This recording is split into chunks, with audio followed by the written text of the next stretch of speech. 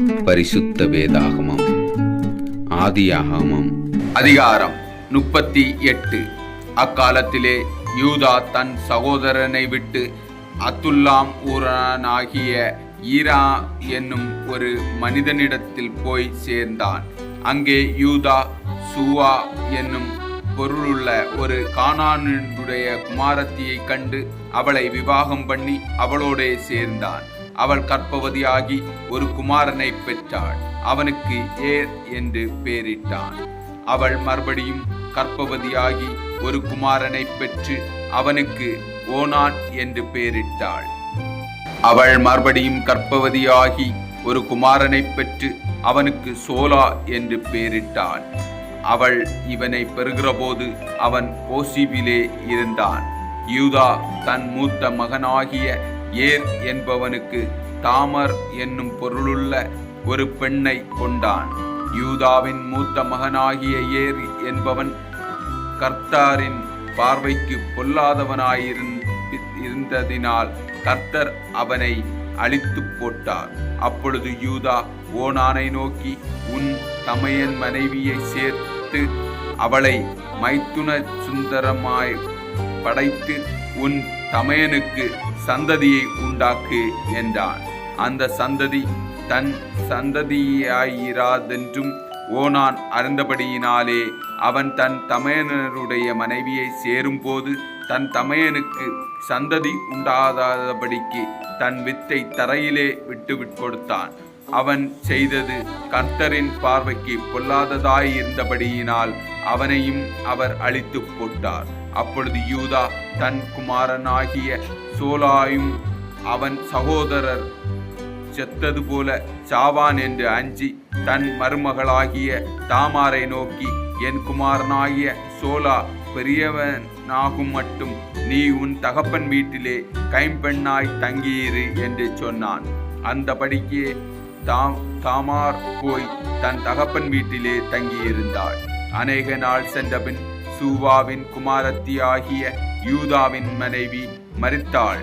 யூதாவினுடைய துக்கம் ஆற்றியபின் அவன் அதுல்லாம் ஊராகிய தன் சிநேகிதன் ஈராவுடனேயே திம்னாவிலே தன் ஆடுகளை மயிர்கத்தரிக்கிறவர்களிடத்திற்கு போனான்.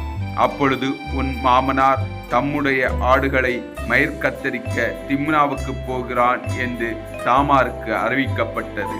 சோலா பெரியவனாகியும் தான் அவனுக்கு மனைவியாக கொடுக்கப்படவில்லை என்று அவள் கண்டபடியால் தம் கைப்பெண்மைக்குரிய வஸ்திரங்களை களைந்து போட்டு முக்காடிட்டு தன்னை மூடிக்கொண்டு திம்னாவுக்கு போகிற வழியிலே இருக்கிற நீரூற்றுக்கு முன்பாக உட்கார்ந்தாள். யூதா அவளை கண்டு அவள் தன் முகத்தை மூடியிருந்தபடியால் அவள் ஒரு வேசி என்று நினைத்து அந்த வழியாய் அவளிடத்தில் போய் அவள் தன் மருமகள் என்று அறியாமல், நான் உன்னிடத்தில் சேரும்படிக்கு வருவாயா என்றான். அதற்கு அவள், நீர் என்னிடத்தில் சேரும்படி எனக்கு என்ன தருவீர் என்றாள். அதற்கு அவன், நான் மந்தையிலிருந்து ஒரு வெள்ளாட்டு குட்டியை அனுப்புகிறேன் என்றான். அதற்கு அவள், நீர் அதை அனுப்புமளவும் ஒரு அடைமானம் கொடுப்பீரா என்றான்.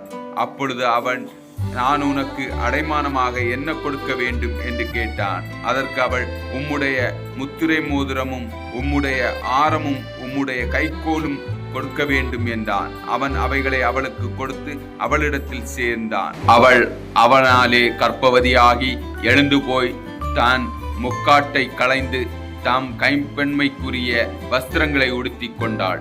யூதா அந்த ஸ்திரீனிடத்தில் இருந்த அடைமானத்தை வாங்கி கொண்டு வரும்படி அதுல்லாம் ஊரானாகிய தன் சிநேகிதன் கையிலே ஒரு வெள்ளாட்டு குட்டியை கொடுத்தனுப்பினான்.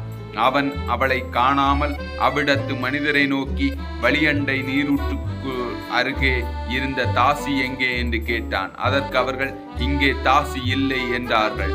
அவன் யூதானிடத்தில் திரும்பி வந்து, அவளை காணோம், அங்கே தாசி இல்லை என்று அவ்விடத்து மனிதரும் சொல்லுகிறார்கள் என்றான். அப்பொழுது யூதா, இதோ இந்த ஆட்டுக்குட்டியை அனுப்பினேன், நீ அவளை காணவில்லை, நமக்கு அவகீர்த்தி வராதபடிக்கு அவள் அதை கொண்டு போனால் போகட்டும் என்றான். ஏறக்குறைய 3 மாதம் சென்ற பின்பு உன் மருமகளாகிய தாமார் வேசித்தனம் பண்ணினாள், அந்த வேசித்தனத்தில் கர்ப்பவதியுமானாள் என்று யூதாவுக்கு அறிவிக்கப்பட்டது. அப்பொழுது யூதா, அவளை வெளியே கொண்டு வாருங்கள், அவள் சுட்டரிக்கப்பட வேண்டும் என்றான். அவள் வெளியே கொண்டு வரப்பட்ட போது அவள் தன் மாமனிடத்திற்கு அந்த அடமானத்தை அனுப்பி, இந்த பொருட்களுடையவன் எவனோ அவனாலே நான் கர்ப்பவதியானேன், இந்த முத்திரை மோதிரமும் இந்த ஆரமும் இந்த கோலும் யாருடையவைகள் பாரும் என்று சொல்லி அனுப்பினாள். யூதா அவைகளை பார்த்தறிந்து, என்னிலும் அவள் நீதியுள்ளவள், அவளை என் குமாரனாகிய சோலாவுக்கு கொடாமற் போனேனே என்றான். அப்புறம் அவள் அவளை சேரவில்லை. அவளுக்கு பிரசவ காலம் வந்தபோது அவள் கற்பத்தில் 2 பிள்ளைகள் இருந்தன. அவைகள் பெறுகிறபோது ஒரு பிள்ளை கையை நீட்டினது. அப்பொழுது மருத்துவச்சி அதில் கையை பிடித்து அதில் சிவப்பு நூலை கட்டி, இது முதலாவது வெளிப்பட்டது என்றாள். அது தன் கையை திருப்ப உள்ளே வாங்கி கொண்டபோது அதன் சகோதரன் வெளிப்பட்டான். அப்பொழுது அவள், நீ மீறி வந்ததென்ன, இந்த மீறுதல் உன்மேல் நிற்கும் என்றார். அதனாலே அவனுக்கு பரோஸ் என்று பெயரிடப்பட்டது. பிற்பாடு கையில் சிவப்பு நூல் கட்டியிருந்த அவனுடைய தம்பி வெளிப்பட்டான். அவனுக்கு சேரா என்று பெயரிடப்பட்டது.